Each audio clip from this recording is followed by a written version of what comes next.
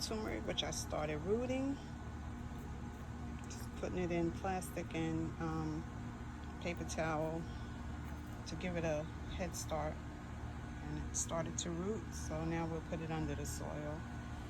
I started some Brussels sprouts, some spinach, and some lettuce and Swiss chard, some basil, some mixed greens, some beets.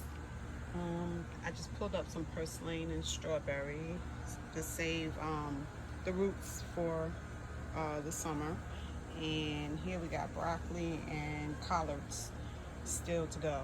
Oh, cabbage just put in. And I did that by seed, so I don't know if I'll get any cabbage, but we'll see.